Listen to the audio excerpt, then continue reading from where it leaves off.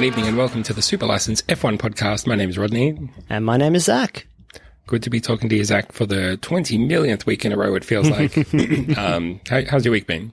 It's been okay. The heat has finally come out of the city. It rained for like 2 days straight, and now things are slightly manageable and reasonable again. And Formula One is here to keep us company all the time. How are you? Did you enjoy España? Yeah. I mean, I survived it. Two, not back-to-back triple headers, but close enough. Yeah, boy, it's just feeling like there's just F1 every second of every day at the moment, which, 20-year-old me would have thought that was a great thing. 40-year-old me, it's not as easy as I'd like, but there's probably other contributing factors to that. It was the Spanish Grand Prix this weekend. We're going to be covering all of that. I've got a Superquiz coming up for you a bit later. We'll have a look at our fantasy league. Any other surprises in store for us, Zach? Oh, final thoughts, mate. I got heaps of things up my sleeve for the final thoughts. Okay, terrific. You didn't even mention the intro. This week there's going to be an intro. Look out for that. So and everything else. That's our entire show. So look forward to our entire show. And in the next right now episode, you have to skip back to the start and re-listen to that. Well, yeah. I think we'll get into this during the race, but I think the race recap might be a bit of a short one this week. It's kind of universally acknowledged that this race was maybe not that great, but I don't know. Maybe it was. We'll find out during our race recap. Let us race a bit. I gave him space. Suck my balls, man. Let's hurry up and get out of here. We've got a race to do.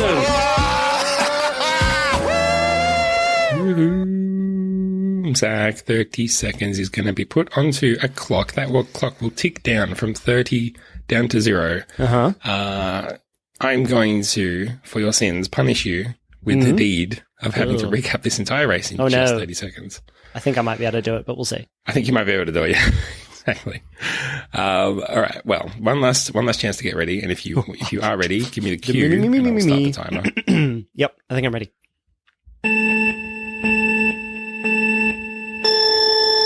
Could we say the race was won on Saturday? Maybe for Lewis Hamilton. It sure felt like it was. He just drove out the front, and Bottas, who had a really poor start, was like, no, don't. And Lewis was gone. We didn't see him again to the end. 20 he just seconds. ran his own race. Max Verstappen was like, I'm going to pit really early.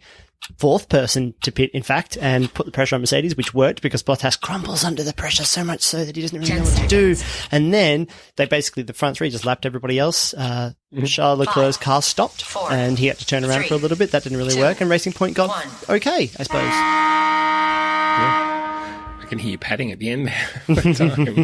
I can keep going. You want to do all 20 cars? It was easy. Yeah, let's go down the list. Yeah, boy.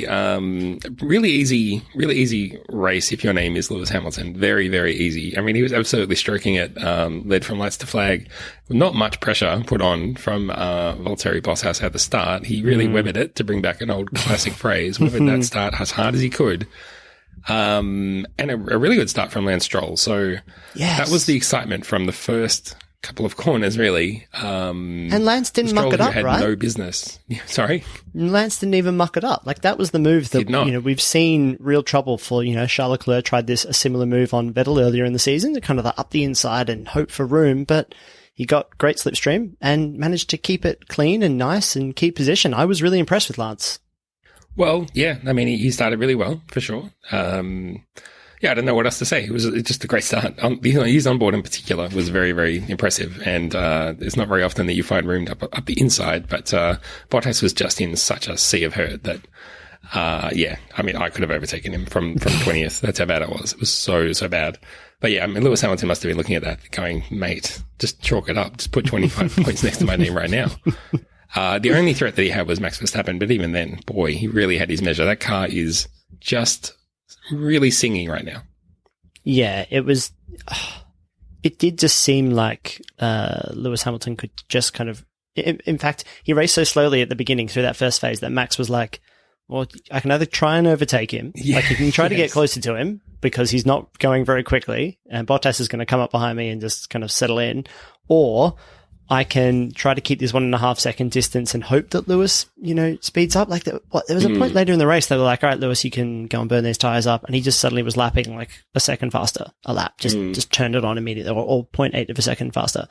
It was incredibly easy. And he joked at the end, not joked, but kind of said like, "Oh, I didn't even know that was the end of the race. I was just in my zone," which makes it sound like, that happens, when you just like, I'm sure he does so much simulator work and that kind of thing that, he just gets totally focused and you just know the track inside out and there's nobody around you. Yes, once you pass those back markers, and he did lap everybody except Verstappen and Bottas, it's just clear traffic, clear track, and you can just go about your business, which is, I don't think that can be underestimated as well. That kind of, he doesn't have to push as hard.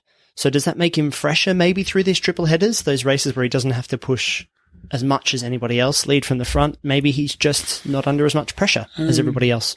He certainly doesn't sound like he's under pressure. A few things to unpack, I think, about that. But about the tyres. Obviously there's been tyre problems the last few races, and that's well and truly documented. But it was probably a Mercedes strategy that if we're leading, let's drive just as fast as we need to and no faster to save our tyres without burning them up too early, just in case there is a problem.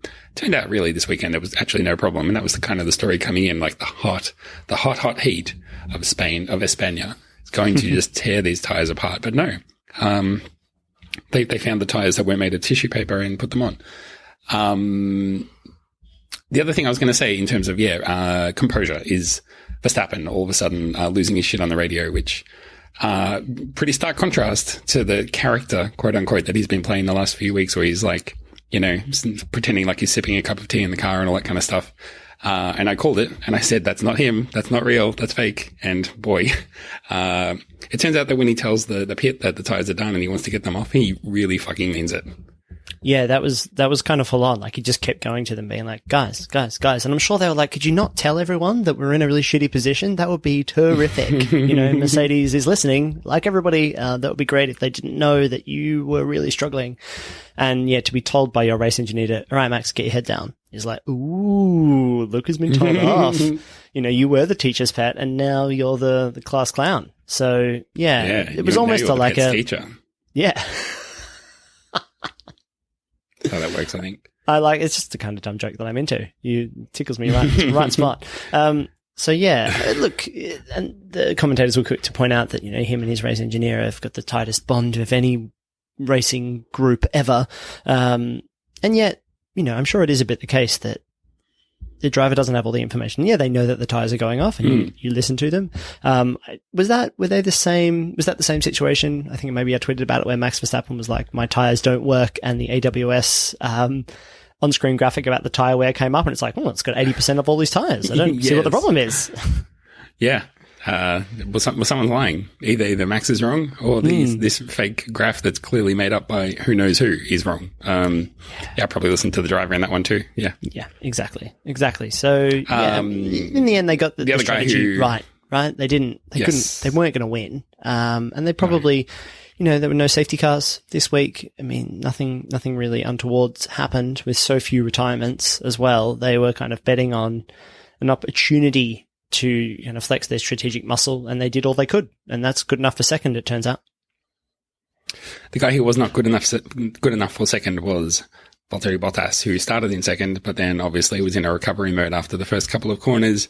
A late pit stop for him, I guess, from Mercedes thinking, we'll put you on soft tires and you will just mow down Max Verstappen and reclaim the rightful second place, and it'll be another Mercedes strategic masterstroke. It didn't go that way, and it turned out when they wanted to pit Hamilton for softs, he was like, dude, no, oh my God, no, stop, time out. You have to listen to me. Do not put soft tires on my car. I will fuck you up. Do not do that. Yeah. And he was right. And then Valtteri put soft tires in his car and he was nowhere. He just couldn't do anything. And this is kind of a known thing. I don't know why they went for softs. It was weird. And then I think did they pit him again to try and have a go for fastest lap, and then they put on mediums? Like, guys, what are you doing? Yeah, that's right there. Just got it completely arse about, I think. And probably not for the first week this year. Bottas is kind of going, do we have a strategy guy looking at my car? Is there? No. Are we paying the weekend guy or something? Like, maybe he's not argy-budgy enough. Maybe he's not giving enough feedback to the team. Like Lewis is seemingly, we hear a lot about Lewis being like, don't do this, please do that. And, sometimes they back him, sometimes they don't. Yeah. I don't know. I'd like to see more behind the scenes on the strategic, comms decisions, I suppose. Like, how do they decide, like, what's the chain of command there? I know that all teams have their like heads of strategy and a strategy team, and then there's the mechanics that, you know, giving feedback from what they've seen from the tires they've just pulled off, all that kind of stuff. And everybody looking at everybody else and what's your co-driver doing. But it's weekends like this that, and recently as well, that it had me kind of really itching to learn more about that. But also the flip side of that being as well, that I really hope someone like Lewis Hamilton does kind of either when he retires, stay in the sport or come back to the sport in a team management or a consultancy kind of like Niki Lauda did, I think he'd be really good to kind of give that driver's perspective, because he's such a winner, and I think he really thinks about everything that's happening all the time, whilst he's driving, and can give really good feedback. And I think that would be a great connection for, you know, next up and coming driver, you know, to have, you know, for Mercedes to have somebody like that, and for, you know, the British racing scene as well. So, the more I'm seeing Lewis this season, the even more I'm liking him, because races like Sunday were just a non-event, because he is so skillful and he has full backing from the team, and he gives, as I said, gives good feedback, all that kind of stuff. So just a dream weekend for him. And that shows just how Bottas must just be sitting there being like, why can't my weekends ever go like that? You know, why, and how am I finding myself in third all the time? You know, but I think somebody tweeted that they've only had 1-1-2 finish this season. Is that right? Does that feel right? The first race was 1-2. I think yeah. Any others since then? Don't know. I don't think so. What are we, 6 races in? I can think of 3 that weren't 1-2. Yeah. Well, that tells most of the story right then and there, doesn't it? Yeah, it does. I suppose so. I was going to say, not very close in the top 3. We might work out between ourselves what the result actually was in the end. But it was pretty close in the midfield, I found, for most of the race. And I actually got a bit annoyed at the midway point of the race, because there were drivers from the front who were pitting and falling back into a big pack. And there were probably, at one point there, I think there was like 8 cars within a couple of seconds of each other. And it was fantastic, and it was brilliant racing. But the commentators were just kind of sleepwalking through their commentary, just kind of going, oh, yeah, geez, well, what's Lewis Hamilton going to do? Oh, gee, these cars are close, aren't they? Oh, that one passed that one. That's pretty good. I was like, guys, get excited. This is racing. This is hard racing. And there's like teammates passing each other. This is spicy stuff.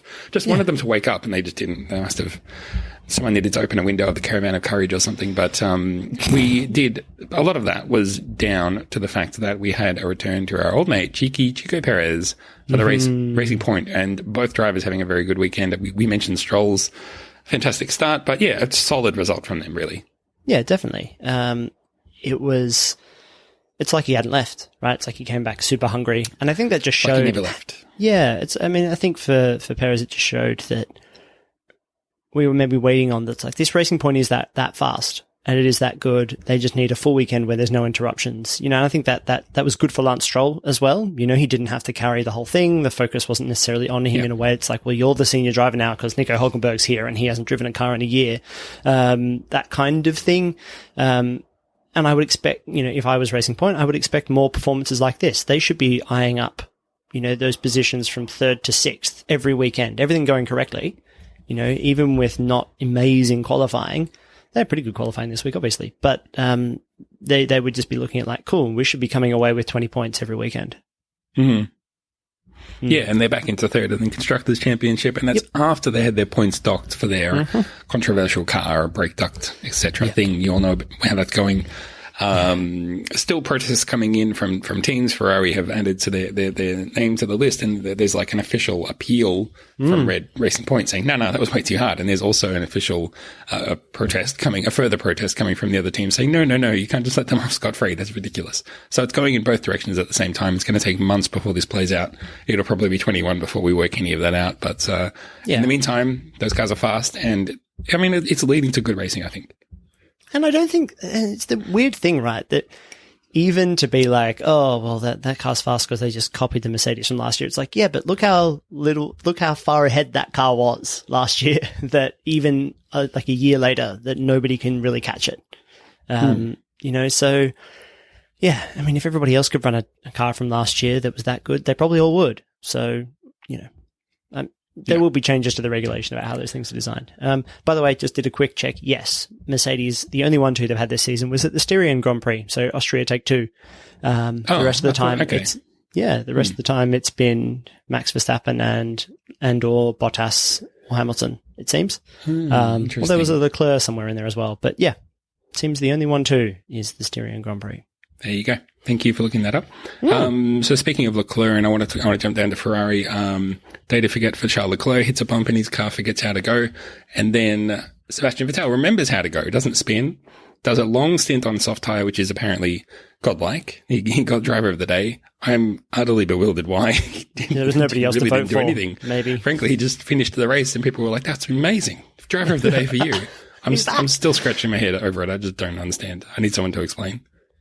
Yeah, there's even, I mean, when it's getting to the top as well, that even the broadcast is talking about the fact that Vettel's not happy there, that everything's wrong, and that he's probably going to go by the end of the season, is like, oh, this is no longer just like the conjecture of two dudes on their Formula One podcast, but this is genuinely being talked about in the paddock.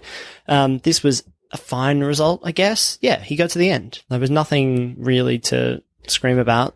You know, I think that if anything, there was probably just a lack of pace from everybody, that things just kind of shook out that way for Sebastian. Yeah, it wasn't particularly like he pulled off some great overtakes or anything like that. He was just there and finished. So yeah, it's starting to feel like that could just be his whole season of just doing that. 7th. That's about where he fits in, right? That's apparently a great result. I don't know. I can't work it out. But anyway, yeah, that's the way it is. You've made a great note here. I don't want to get to this one about Albon finishing 8th and Gasly finishing 9th. Yeah, Alpha, and we haven't even gotten to this. Are we going to call it AlphaTauri? I do not like AlphaTauri, but I am also committed to calling people by their actual names as they understand them to be. So what do you want to do? Is it Tauri because that's how the Italians say Tauri? That's what it is? I guess. Well, AlphaTauri. I mean, yeah. I mean, if that's how they say it, then yeah. I mean, it's like if someone is Italian and they say, actually, my name is pronounced this way, you don't correct them. You don't say, no, it's not. No. I mean, they know. Yeah. That's how I feel about it. But yeah, anyway, that team, AT. Gasly going very well for them, and Albon for Red Bull, again, not good. And this is a talking point. For weeks, people have been saying Albon, he's garbage, he's rubbish. I've been like, give him, just chill, just almost give won it a race time. this season. Got spun around. This was the first race though where I was like, oh, it's not going to work out for him, is it? It's just not. Yeah, it wasn't, he's missing in qualifying. There were some stats going around of comparing, two drivers in their qualifying pace. And last year, Albon, I think, was down on average like half a second on Verstappen. And this year he's down about 0.75, I think, a second. So he's seemingly fallen back. It could be that the setup of the Red Bull just really suits Verstappen. And if they were going to back in one horse, you see it at Ferrari, they do it with Leclerc. They try to make sure it's Max Verstappen because he is the second coming of Sebastian Vettel / Jesus Christ for Christian Horner. So, yeah, Albon just hasn't quite got to grips with the car yet, and there's not a lot of time to make changes. The races are rapid. The setups are seemingly pretty similar race to race. There's not huge updates coming, and if they do come, you've only got a couple of minutes to kind of sort them out before there might be updates next time. It's a relentless pace. Maybe it's too much for inexperienced Albon. Maybe he just can't quite get his head in the zone. Maybe I could imagine there's lots of other things playing a role here. The pandemic, maybe he's not getting much time with his family. He just doesn't seem settled, which is, I think, understandable. But it's Red Bull. You're number 2 at Red Bull. You don't really last long unless you're doing a really good job either supporting the number 1 and just like constantly like being put to work, like make sure that we're putting a little bit more pressure on Bottas to make sure that he doesn't put pressure on Verstappen, or put some pressure on those racing points so that we don't have to think about them in the race, or be there when something does happen to Verstappen, make sure we still end up on the podium some way with our other driver. So yeah, I think Gasly is probably not even thinking about a Red Bull upgrade because Gasly is kind of making it work, and probably just wants to keep his head down and not have to think about his career in any way, shape or form, just get through this season. But it could be that COVID and the COVID affected season is maybe hiding Albon a little bit from scrutiny, but I don't think that will last much longer. I think that in this compacted season, it'll be too easy to hold up just a consistent, set of results from Albon that are 5 places worse than Verstappen every weekend. What do you think is going to happen to him? I mean, I'm hoping for good things. I'm hoping he can get some better performances in. Maybe he can get a podium. That'd be nice. Heaven forbid a win. That would be great. But, I mean, they've got form Red Bull of, giving their number 2 drivers a chance for a little while, but not really putting up with shit for them for too long. So yeah, it's worrying. It's worrying that, as much as he has peaks and troughs, he seems to be in a bit of a prolonged trough at the moment. And, then again, he has one peak and then another prolonged trough. And it's like, well, if you ignore the blips, if you sort of look at the overall form, it's not so good. So yeah, I know that he's better than that and I hope he can turn it around, but I just worry. But then I guess the other thing is, what are they going to do? Like, what are they going to put Gasly in? And then if you're Gasly, how would you even feel about that? Would you rather just drive the wheels off the thing at AT and just love life and just be like, I'll happily overtake you, Albon. Like, I'll happily do that. Yeah, Gasly should be looking at the Carlos Sainz Jr. model, which is that keep doing incredibly well at Alpha, at AT, at AlphaTauri, and then get out. Like, try to get to one of the other midfield or above teams, because the Red Bull Max Verstappen train is going to be like this. If Red Bull stay in the sport and get more competitive, I mean, Max Verstappen's kind of challenging for wins now. There's no room at that team. Max isn't going anywhere. He's probably got a contract for another 20 years, ready to be signed. He will just be the guy. Contract. Yeah, exactly. The Verstappen dynasty. So you're never going to be number one there. I'd be looking, away somewhere else. Because it can be a real career wrecker there. He's lucky that he's doing that. He wasn't just sacked from Red Bull and then kind of cast aside, that he kind of went back to AT. So in the end, yeah, I can't conceivably think about where he'd want to go, but somewhere like, Renault, McLaren, Racing Point, anything like that in the next few years is probably a good fit outside of that Red Bull stable. Yeah, do agree. Well, not much else to talk about from the race. Like we said, it was kind of a snoozer. Spain, yeah, boy. You don't really always deliver, do you? Maybe, should we wrap it up there and get onto some other stuff? Yeah, let's do it. Let's get on to fantasy focus. Fantasy focus. I don't know if you want to split duties, or I've got it up so I can do the league and then the race if you want. I've got Spain up. So, would you like me to start with the race? Yeah. Yeah, sure. So, person who came, let's go third up this time. So the person on the third spot of the podium was Slugworth, Moduscope Rezandi, 175 points. That's a high bar, right? I looked at my really points and I was like 141. I've had like my best week ever. I'm going to be on the podium this week. And then I looked and I was like, no. So Hypothesis in position number 2 with Team Racing Hypothesis, Manager Hypothesis, 177 points. So at that point, you're like, Jesus. Massive. But Team Blue and Gold, Lee Boy O'Donnell, 181 points, is now ranked third in the league as well. What a fantastic weekend. Great win. Congratulations. Well done. Yeah, boy, you really stole my thunder. Third in the league overall, Team Blue and Gold by Lee Boy O'Donnell. Well done to you. In second place, Hypothesis by Hypothesis. And Team 1, my favorite name to pronounce, Romeo y Giulietta by Vincitore. Perfect. 916 points, knocking on the door of not the ton, what's 1,000? The grand? The grand. Yeah, the grand. About to get the grand. The 1K. Mm-hmm. Then we look at where we are going, and I think I've looked at where I'm going, and it's not going so well. Down an amazing 17 places to 39, an atrocious week for Amplified Ducks Racing. Well, you, Mr. Zach, only down one spot, but in 27th, holding steady and knocking on the door of page 1. Very, very solid performance there.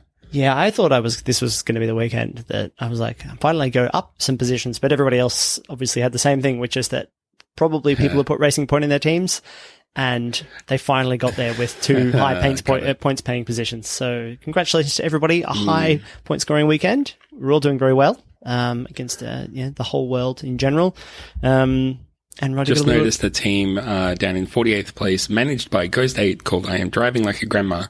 I mean, there's 55 teams and you're in 48, so a bit of work for you to do if you want to actually drive, as your name suggests, and actually finish last. I suggest probably putting like Latifi and Grosjean into your team. Just remember, you don't have to spend all of your budget. You could just buy all the worst teams and drivers and just leave it at that. No, and if you finish the season with budget, they will give it to you. I didn't know that. I have to make several changes. You're a competitor, Rod. Don't you want to win? Spend that budget. I need money. Okay. Well, speaking of money, it's all up for grabs, the cash and prizes in this week's Superquiz. We will accept a couple of questions. Should one only win one? Would one want to have won that one in round 1? Can you repeat the question? Zach, I have one question for you. Are you ready to party down? Yeah, I love that TV show. Yes. Yeah, I was going to say, it's the Party Down quiz, not the excellent Party Down, the show, which we both love. But instead, F1 is looking to ban party modes from qualifying. So I decided, what happens if they do ban party modes? Where is F1 going to find a party? So I have 6 questions that are F1 party related. We are going to put on our party hats. We are going to drink some horrible margaritas. And we're going to don the Hawaiian shirts for a Party Down quiz. How does that sound? I am so ready to party down. Cool. Okay. Nice easy one to start off. Which current driver was officially warned earlier this year after being snapped for social media while partying with friends and ignoring social distancing rules? Oh, shit. Who was ignoring? Was it, who did that? Was it Charles Leclerc? It was Charles Leclerc. You knew that. Good on you for stalling and making it seem harder than it was. No, you knew that all along. You got it in the bag. Question the number 2. With the potential of Kimi Raikkonen's last year in Formula One becoming a reality, the question was put to Kimi if he would have a party or not, and if he did, who would he invite to celebrate the end of his career? So which drivers do you think he said he would want with him at that party? Ooh, current drivers or just any drivers? Any drivers. Shit, any drivers. I hope to God that like Mika Hakkinen is on that list, because I think those two would just have a really quietly, like it would start with a slow burn, right? Night in. Slow burn, and then, but you're going all night. Like by 4 a.m. it's really kicking off, even though it started at 4 p.m. So is Mika Hakkinen on that list? No, Mika Hakkinen is not on that list. Would you like one more guess? Yes. I would say right now you're absolutely not close at all. Oh shit! Is it Sebastian Vettel? Think Kimi Raikkonen. What drivers does he want around him? Kimi Raikkonen. What drivers does he want around him?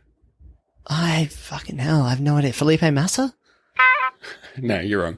None. He doesn't want any drivers around him. Shit. Kimi Raikkonen. He doesn't want any drivers around him. He said, no, just a few friends. Ouch. I guess he's not friends with any of the drivers. That's a burn on them. No, he hangs up his helmet on the race weekend and disappears, and they don't hear from him again until he turns up on Thursday. And he's like, I'm back. Right, yeah. What are we doing? If you ask Ferrari, sometimes he disappeared while he was driving as well. Another question for you, Zach. Question the number 3. In 2004, at the Bahrain Grand Prix, Jenson Button recalled partying after the race with 2 drivers, one of them very well liked by us, especially me, and one that was very successful. So tell me, Zach, who partied all night at the Bahrain Grand Prix in 2004? The 2004 Bahrain Grand Prix with Jenson Button, who partied all night with Jenson Button. Which 2 drivers? If you even get one of them, I will give you full marks. Mark Webber? No, not Mark Webber. 2004. So the clues were one very well liked by us, especially me, and one that was very successful.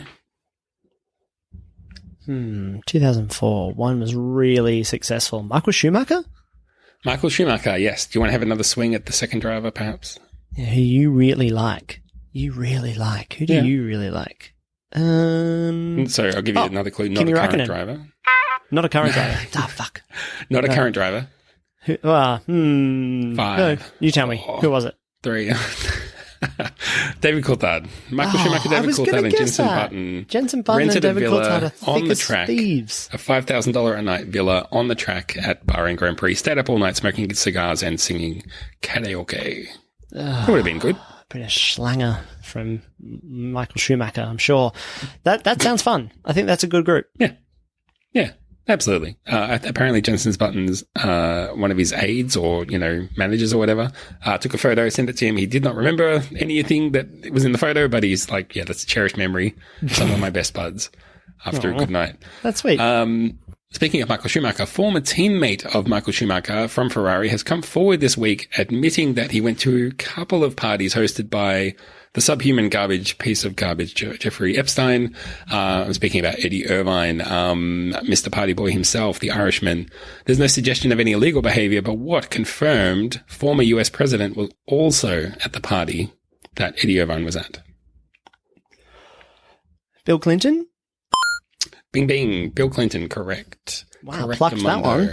bang, just going through my head of all the boy. photos that have come out of that horrible situation. I was like, it's probably not going to be Trump because that'd be too easy. So Clinton. No, also not a former US president. Some would say he's a current US president or an absent US president, one of those classifications. So quickly moving on from that, which other racing format did Chevy Chase Carey recently call a street party and not a real competitor to Formula One? Oh, Formula E? Must be Formula E. Cop that. You're a street take party. That. Street party. Bullshit. There's real rules and everything and flags. Come on. Yeah. And the cars, they go, Make a ring. that's the only sound. Yeah. It's funny because it's coming for us. Like it will, it will at some point. It will be the thing. True. And we'll all be like, oh man, remember how we used to like go to racetracks and they used to drive around with combustion engines? How much better is it now that we just drive around the streets and it's all a big street party? And how cool is that? How much better is it now that the cars are just all in our heads and we just look at a hologram? It's great. Oh, it's so good. And I can pick who I want to win. And it builds a whole story around that. Yes, everybody backs a winner. It's great. And all the podcasts are procedurally generated by AI. It's amazing. It's brilliant. All right, last question. Let's beat it home on a strong note. Man of the moment, Lewis Hamilton, lives in Monaco, but he does actually own a huge property in West London. Recently, he's been trying to build a party house at the cost of $33 million. But the last time he tried to construct another house on his property, it was blocked after objections by his neighbours. Why did they object? Oh, why would they have objected? I'm thinking about like West London. I'm thinking about who would be there objecting. I'm going to say it was just going to be too tall, Rod. Just too tall. Too tall. You're pretty close. The neighbours were artists and they claimed that a construction would block their natural light and it would affect their work. Yeah. Half Pretty points. soft reason. If you ask me, the only thing that they said that I agreed with was they're like, why does he need a second house? He's never friggin' here. Why does he need a second house on the property? I was like, well, that's a point that's hard to argue. It is. But I guess it's his property. He can build what he wants. Well, it turns out no. Turns out he can't because planning. Turns out no party for them. No party pad. He'll have to do all of his partying in Monaco, which I'm sure he's fine with. And he basically, the whole world is his party. The world is his dance floor, basically, isn't it? Yeah, exactly. The racetracks are his dance floor. Sometimes he dances on the top of his car. Sometimes. It's all good. Yeah. Well, it's a super quiz. That's the Party Down quiz. I hope that you don't get a hangover after that. I wonder should people go and watch Party Down? Do you reckon it holds up? Sure it does. I reckon it would. And you'll probably be like, oh, that's that guy. That's that guy from that movie. Like, because this Party Down was, 7 years ago? Was that out for, more than that, I think. Yeah, I've been 10? In the UK for 5.5. So when did I start working with you? I reckon it was one of the first shows you introduced me to. Used to go in the break room at Monash and watch it in the break room. Working maybe 10 years ago. And 30 Rock, maybe. I think that and 30 Rock were at similar times. They were on the computer, 30 Rock and Party Down. Yeah. And I think that was my first Adams. Was that the first we saw of Adam Scott, I want to say? I feel like it was the first time that I knew him, but it wasn't. It wasn't a big enough show that you could say to people, the guy from Party Down. They just wouldn't get it. But if you say Parks and Rec, it's like, that guy. All right, go watch Party Down, people. There's a hot tip. Go and watch Party Down. There's only 2 seasons, I think. That's what makes it so left to go and work on Glee when that started, so that gives you a point of reference for time as well. Oh yeah, Jesus! I'm gonna have to Google this afterwards. I don't think my partner's watched it. Maybe that'll be one for the one for the I'm gonna watch Party Down. I'm gonna get it again. Well, Zach, we're nearly done. Unbelievably, we are cracking through this thing at a blistering pace. This is fun. This is good. I'm liking this. This is like Usain Bolt style sprinting. This is nothing like the Formula One racing. The only thing we must do is a final thought, but maybe we can just sort of wind down. Let's have a leisurely warm down while we get through our final thoughts. Okay. Do you want me to lead off then with something that's just kind of chatty? Well, I actually wrote this one down because it occurred to me during the race and I was like, there's a final thought. I'm going to come in prepared. So I thought, because the racing was a little bit boring this weekend, that maybe we have the race structure wrong.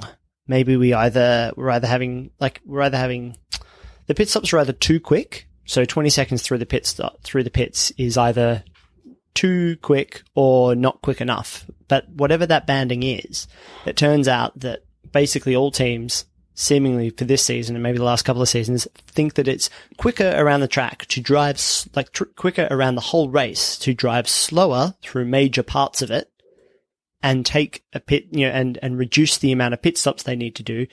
as opposed to driving hell for leather the whole time and then taking another pit stop. So we either need to make pit stops way faster. So instead of it being 20 to 30 seconds, maybe we need to get the whole thing down to, a much more like 15 or 10 seconds, which is impossible essentially because of the way the tracks are built. Or we could make mandatory pit stops, or we make pit stops cost way, way more. So that then there's a real incentive for teams to, they just like, okay, well, I'm going to do one big pit stop. We're going to change the tire setup and do something about it. But right now, I just think that the whole structure is kind of out of balance. And it's one thing we've never looked at is this thing, like, of the pit stop is seemingly set in stone. It's been like that since I've watched Formula One for for the mature part of my life, that pit stops have just always cost between 20 and 25 seconds. That's just what they cost. So I think that we should be looking at everything in the sport to make it more exciting, because we can't continue with this, like, from lap 10 to lap 50. Nothing happens unless there's a crash. It's just, I don't know, it's maybe even irresponsible, by the media. So what do you think? The question is, though, obviously, what do you do to slow down a pit stop? Is it like the driver has to complete a Sudoku before he can leave, or what? Definitely. I mean, or maybe you just have to do one, you stop and they put a Nintendo Switch in front of you and you've got to do one quick Mario Kart race. Just one quick Mario Kart. Yeah, and if anybody else is in the pits as well, you have to sit in the lobby and wait for other people to join. It's true. It's true. Well, maybe every race, like the tire compounds, they can change the puzzle that people need to solve, and the team can help. Way the whole team is more involved than just the pit stops and the strategy. Maybe they need to get out and do like a Amazing Race style challenge. Quickly build this Lego model, and then you can get back in the car and go. Obviously, what they could do is say, okay, your pit stop has to be, 25 seconds? Let's say your pit stop has to be a minute. So you can drive at the speed limit if you want. There's no need to. You could go slower if you want, and the team can work on your car, but you cannot, from the time you enter to the time you leave, it has to be 1 minute. So the driver has to pull in and stop. But, the thing is, what you could do to make that more entertaining and also stop it from being, too much like a, anticlimax or whatever, is interview the driver. Because they're already, they're already wired up with, they're stopping. They're not actually competing. There's no danger. Just ask them a question. How are you feeling? What's going through your mind right now? How's your race going? Yeah. That would be fun. Exactly. I love that. And that way, you say, okay, every single team out here today is going to have one pit stop that's a minute. Even if you just made one of the pit stops 1 minute, right? And teams might be like, you know what? I don't want to stop, actually. I'm just going to run my tires the whole race and see what happens, because that's the only way. I don't want to have to lose a whole minute, but if I am going to stop, maybe we'll put new tires on, we'll take our time, maybe we'll change the front wing, maybe we'll get some direct feedback from the driver as well, do the interview thing. I like that. Just some, I don't know. I don't know how the maths work. I haven't spent enough. It's just a final thought, guys. It's just a final thought. But I felt like, to me, the structure of our racing is wrong. We need to do something about this. And, much like cricket moved from, they've got 3 formats, 50 overs, the 20 overs and the test match. I think that we should look at the fundamentals of our sport and start to rethink what should change. We got rid of refueling, now you have to use 2 different tires. I'm still kind of all over the place with that as well. So yeah, I think there's more structural changes we need to make the racing just what happen the whole time. What about this then? A bit like, because you just said cricket, and I was like, oh, you know what they do in cricket? They have these certain gaps of overs where the fielders, you can't have more than a certain number of fielders inside or outside the circle, all that kind of stuff. I was like, what could we do for F1 that might help that? What about if there were like, variances in the pit speed limiter? So if you stop early or later than expected, you get rewarded by going at the full, whatever the current, the 60 kilometers an hour, whatever it is. But within a band of 5 laps, which is what the expected lap, pit window is. If you do that, you have to do, instead of 60 kilometers, you have to do 50 while you go through, something like that. It would actually slow the cars down even more. So it's safer. You're not going the other way. You're not saying, well, you can do 100. Yeah. But just creating little windows where it's like, if you stop on this lap, you could go through at 60, but if you wait one more lap, you can go through at 50 and you might lose an extra second or 2. So, that might factor in. You know what I mean? Yeah, I like that. Breaking the race that's a practical thing, Yeah, breaking the race up into periods then makes it, then it opens up different strategic options then, because people will be like, okay, cool, it's really cheap to have a pit stop early. So we're one of the lower teams. We're going to bank on that because, the teams that qualified further up the field aren't going to want to do that, or maybe there'll be different incentives, but it just opens up some different strategic thinking. It might be hard to explain. Maybe you only break the race in half. Maybe you just say, the first half of the race, pit stops take 30 seconds. The second half, they take 45, whatever it is. And it just changes the makeup of the sport a bit more. Just to make it, I don't know. I know that me from a couple of years ago be like, don't fuck with the format. Just let, the teams do whatever. But I've now just come out of the conclusion that the format has already been fucked with. We're so far past fucking with it that we just need to basically recreate the sport into something that is incredibly entertaining. Do you have a final thought? Yeah, I've got two. One quick one and then a silly one. So, number one, I made the horrible mistake of going on Reddit today. Oh, no. Which I usually only go to the Talking Heads subreddit, so it's quite a safe space. But I ventured outside that to check out Formula One. There was someone who had a plasma screen TV, and he turned it off and he noticed, what's that in the corner? And he could see the sort of boxes where it says like the number and then the driver, the 3-letter code. And he was like, look at this. It says 1 HAM, 2 BOT, and then 3 VER. So those drivers spend so much time in those positions, it is burned into his plasma screen. Amazing. Which I thought was just incredible. That's amazing. That's seasons and seasons of punishment for that TV screen. Second one, we're obviously, guys, newsflash, COVID. It's fucked. It's fucked the world. The world's fucked. Formula One as a brand is fucked. The Olympics is fucked. They're delaying it. We need to do a repair job on this. So I've got a great solution that will solve Formula One's problems and the Olympics problems. Zach, you see where I'm going with this? Formula One needs to become an Olympic sport. Well, this is a big one. How? This is my life's purpose now. This is my campaign. I'm going to get Formula One into the Olympics for next year. It's going to happen. Okay, I put the pieces together. We have drivers from nationalities all around the world.